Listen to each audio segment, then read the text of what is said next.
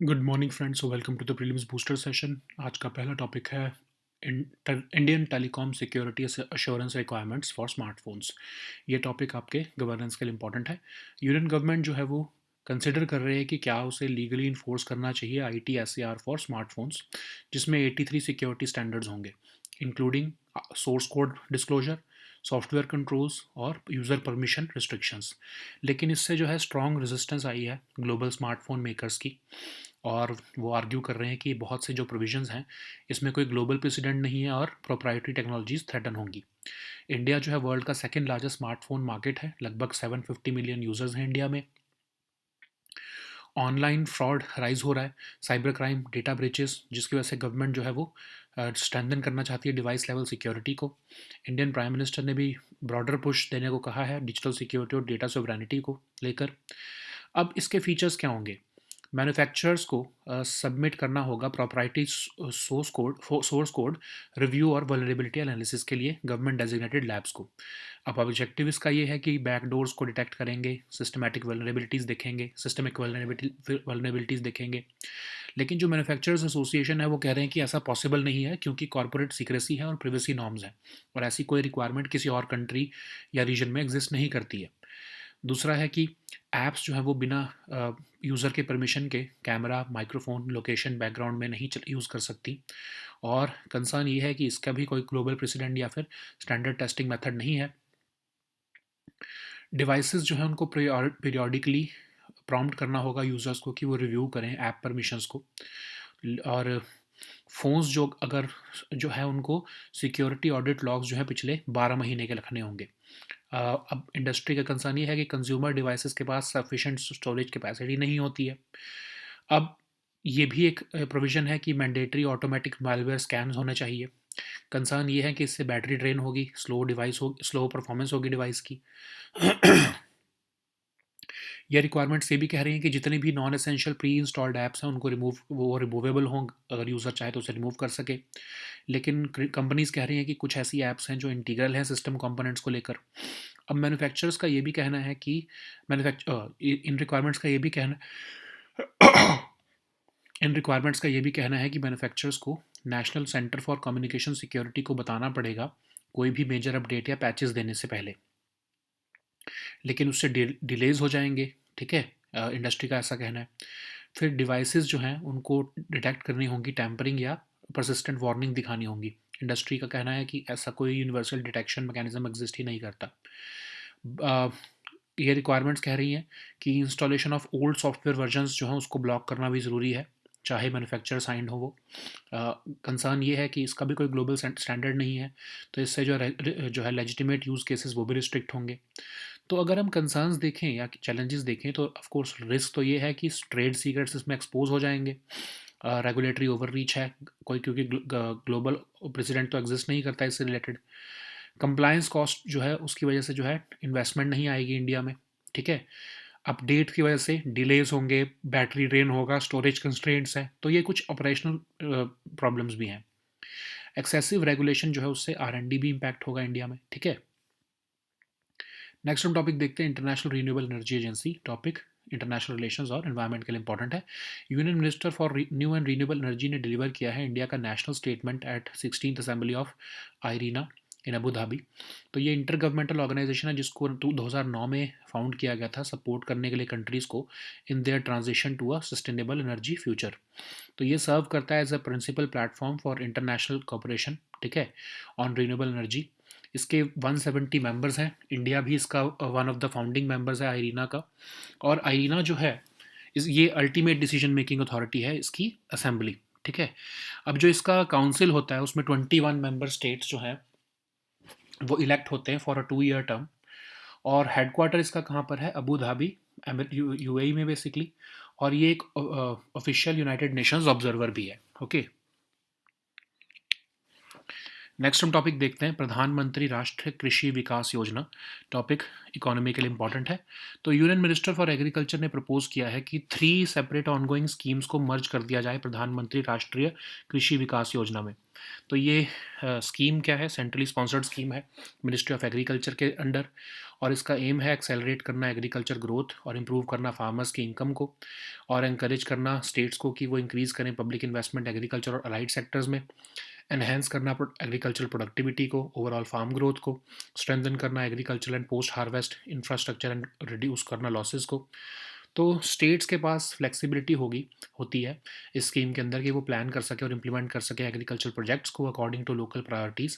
ये scheme M करती है कि एक sustained annual growth rate of around 4% achieve कर पाएँ हम एग्रीकल्चर और अलाइड सेक्टर्स में। ये सपोर्ट करती है crop production, horticulture, life stock, fisheries, organic farming, agriculture research, marketing infrastructure.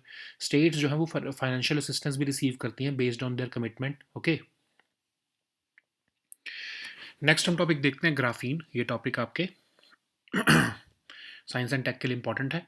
तो रिसर्चर्स ने रिसेंटली डेवलप किया है एक फ्लेक्सिबल ग्राफीन बेस्ड कैपेसिटेटिव सेंसर। तो ग्राफीन क्या है? एक एलोट्रोप ऑफ कार्बन है, और along with diamond and graphite. ये 2 डायमेंशनल मटेरियल है जो कि एक single layer of carbon atoms consist करता है एक हनीकॉम्ब स्ट्रक्चर में। ये स्टैग्ड जो इसका स्टैग्ड फॉर्म होता है ग्राफीन का, वो होता है ग्रेफाइट। ठीक है, ग्राफीन को पहली बार आइसोलेट किया गया था 2004 में, और ग्राफीन जो है वो कई तरह की इनोवेटिव एप्लीकेशंस में यूज़ किया जाता है, चाहे सेंसर्स हों, इलेक्ट्रॉनिक्स हों, एनर्जी स्टोरेज हो, हेल्थ केयर हो। वर्ल्ड का थिनेस्ट मटेरियल है ये, और 1 million times thinner than a human hair होता है। लेकिन स्ट्रॉन्गर देन स्टील रहता है ये, एक्सट्रीमली फ्लेक्सिबल और स्ट्रेचेबल होता है, लगभग परफेक्टली ट्रांसपेरेंट भी होता है। नेक्स्ट हम टॉपिक देखते हैं osteo arthritis. Topic social issues के लिए इंपॉर्टेंट है। तो एक प्रॉमिसिंग ब्रेक थ्रू के हुआ है। साइंटिस्ट जो हैं स्टैनफोर्ड यूनिवर्सिटी के, उन्होंने रिसेंटली एक की प्रोटीन आइडेंटिफाई किया है जो कि कार्टिलेज लॉस ड्यूरिंग एजिंग के लिए रिस्पॉन्सिबल है। तो ऑस्टियो आर्थराइटिस क्या है? Basically inflammation of the joints, इसको हम वेयर एंड टेयर आर्थराइटिस भी कहते हैं। ये एसोसिएटेड है with the breakdown of cartilage in joints. Cartilage basically एक फर्म रबड़ी मटेरियल होता है जो कवर करता है एंड ऑफ द बोन्स को इन नॉर्मल जॉइंट्स। इसका मेन फंक्शन होता है कि रिड्यूस करना friction in the joints and serve करना एज अ शॉक अब्जॉर्बर।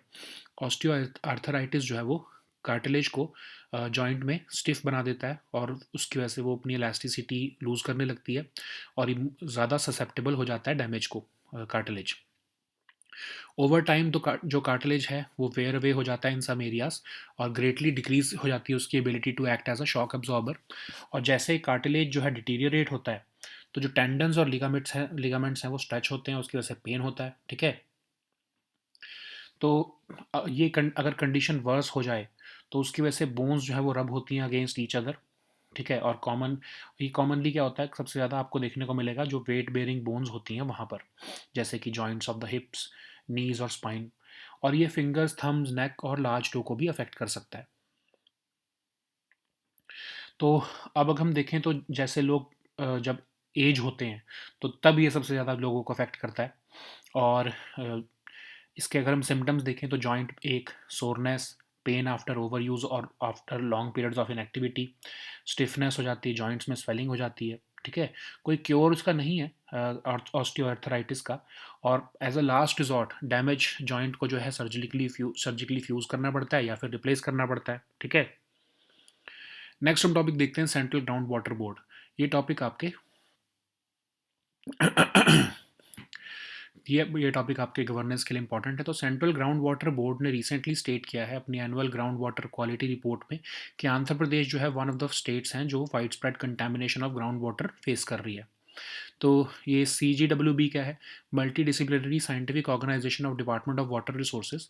ये नेशनल एपेक्स एजेंसी है, entrusted है with the responsibility of providing scientific inputs to for management, exploration, monitoring, assessment, augmentation, regulation of groundwater resources in the country। तो ये develop और डिसैमिनेट करते हैं technologies जो कि इंपॉर्टेंट है इंडिया के ग्राउंड वाटर रिसोर्सेज से रिलेटेड। तो ये हेडेड है बाय द चेयरपर्सन, और इसके 5 मेंबर्स होते हैं। भूजल भवन जो है फरीदाबाद हरियाणा में, वो इसका हेडक्वार्टर है। ओके, नेक्स्ट हम टॉपिक देखते हैं भैरव बटालियंस। ये टॉपिक आपके सिक्योरिटी के लिए इंपॉर्टेंट है। तो for the first time Indian army की न्यूली रेस्ड भैरव बटालियन जो है वो मार्च डाउन करेंगे कर्तव्य पथ पर रिपब्लिक डे परेड पर। तो ये एक new class of compact hi tech combat units हैं इंडियन आर्मी के। ईच बटालियन में infantry, artillery, air defence, signals, other combat support arms जो है वो इन्वॉल्व हैं। इक्विप्ड हैं ये for swift, surprise and high impact operations. और भैरव बटालियंस जो है वो पोजीशन की जाती हैं क्लोजर टू द बॉर्डर। ये टैक्टिकल फास्ट ब्रेकिंग सिचुएशंस को हैंडल करेंगी और ये रेडी टू मूव होंगी एट शॉर्ट नोटिस, बिना किसी वेटिंग के फॉर लार्ज फॉर्मेशंस। एक तरह से ब्रिज की तरह भी काम करेंगी स्पेशल फोर्सेस और रेगुलर इन्फेंट्री में। और इनका स्ट्रक्चर अलाउ करेगा कि ये मल्टी डोमेन टास्क के लिए डिप्लॉय की जा सकें। ठीक है, so now let us see all these topics in English. So the first topic is Indian telecom security assurance requirements for smartphones. This topic is important for your economy and governance section. So Union government is contemplating legally enforcing the ITSAR requirements for smartphones, which would involve 83 security standards, including source code disclosure, software controls, and user permission restrictions. This has triggered strong resistance from global smartphone makers, and India, which is the world's second largest smartphone market with nearly 750 million users, is facing rising online fraud, cybercrime, and data breaches. Therefore, the government is prompted to strengthen device level security. So, what are the key features of these proposed security standards? Manufacturers must submit proprietary source code for review and vulnerability analysis by government designated labs. They have to detect backdoors and systemic vulnerabilities. But the Manufacturers Association are saying that this is not possible due to corporate secrecy and privacy norms, and no such requirement exists in any other country or region. Apps cannot access camera, microphone, or location without the user's permission, and devices must periodically prompt users to review app permissions as well. Phones must store security audit logs for 12 months. Uh, there must be mandatory automatic malware scans repeatedly, but concerns are there that this could cause battery drain, slower device performance, etc. All non-essential pre-installed apps must be removable. Manufacturers must inform the National Center for Communication Security before releasing any major updates or patches. Devices must detect tampering and show persistent warnings. Uh, Blocking installation of older software versions is also being contemplated. Okay, but there are certain challenges as well. So if if the manufacturers expose their source code, this would risk exposing their trade secrets. There is also potential for regulatory overreach. Compliance costs may deter investment from these manufacturers also in India, and are also operational issues like update delays, battery drain, storage constraints. Excessive regulation may also impact R&D. Okay. So the next topic is International Renewable Energy Agency. This topic is important for your International Relations and Environment section. So, Union Minister for New and Renewable Energy has delivered India's national statement at the 16th Assembly of International Renewable Energy Agency in Abu Dhabi. So, this IRENA is an intergovernmental organization which was founded in 2009 to support countries in their transition to a sustainable energy future. It serves as the principal platform for international cooperation on renewable energy. It has 170 members. India is also one of the founder members of IRENA. Uh, Assembly is the ultimate decision-making authority of this body. The council composes of 21 member states elected for a 2-year term, and it is accountable to the assembly. Secretariat consists of the director general and his staff, which provides the administrative and technical support to the assembly. Its headquarters is in Abu Dhabi, and it's also an official United Nations observer. So the next topic is Pradhan Mantri Rashtriya Krishi Vikas Yojana. This topic is important for your economy section. So, Union Minister of Agriculture has proposed to merge 3 separate ongoing schemes with its flagship Pradhan Mantri Rashtriya Krishi Vikas Yojana.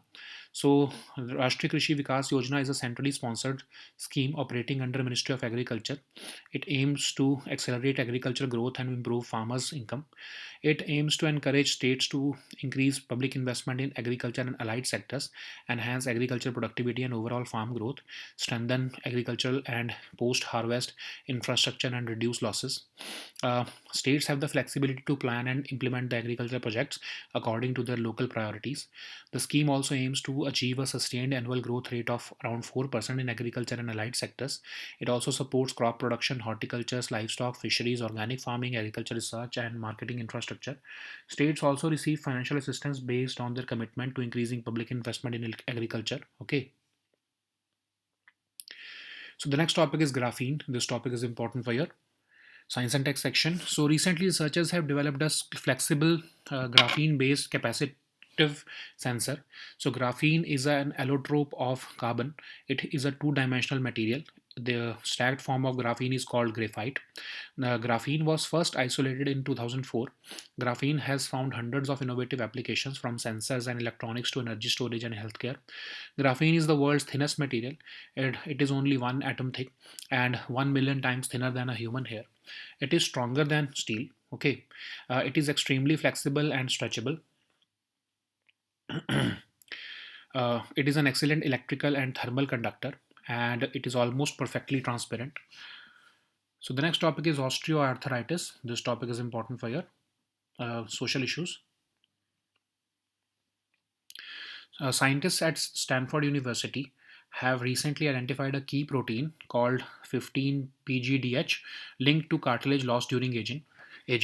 So arthritis is a general term which means inflammation of the joints. It is commonly known as the wear and tear arthritis. So it is associated with the breakdown of cartilage in joints. Cartilage is a firm rubbery material which covers the ends of bones in normal joints. Its main function is to reduce friction in the joints and serve as a shock absorber. Osteoarthritis causes the cartilage in a joint to become stiff and lose its elasticity, making it more susceptible to damage. Over time, the cartilage may wear away in some areas. As the cartilage deteriorates, tendons and ligaments stretch, causing pain. If the condition worsens, the bones could rub against each other. It commonly occurs in the weight-bearing joints of the hips, knees, and spine. It also affects the fingers, thumbs, neck, and large toe. It is more likely to develop as people age, and the symptoms of this includes joint ache and soreness, pain after overuse or after long periods of inactivity, stiffness, joint swelling. Currently, there is no cure for osteoarthritis, and as a last resort, a damaged joint may be surgically fused or replaced with one made of a combination of metal, plastic, or ceramic.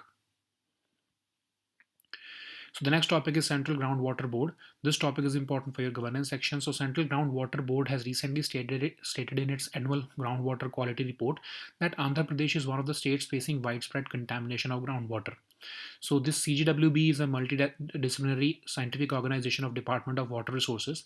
It is the national apex agency entrusted with the responsibilities of providing scientific inputs for management, exploration, monitoring, assessment, augmentation, and regulation of groundwater resources of the country. Its mandate is to develop and disseminate technologies for the development and management of India's groundwater resources. It is headed by a chairperson and 5 members. Its headquarters is in Bhujal Bhavan, that is in Faridabad, Haryana. So the next topic is Bhairav battalions. This topic is important for your security section. So for the first time, Indian Army's newly raised Bhairav battalions will march down Kartavya Path during the Republic Day parade. So they are a new class of compact high-tech combat units of the Indian Army. Each battalion comprises the personnel from infantry, artillery, air defense, signals, and other combat support arms. They are specially equipped for swift, surprise, and high-impact operations in diverse combat environments. Bhairav battalions are positioned closer to the border.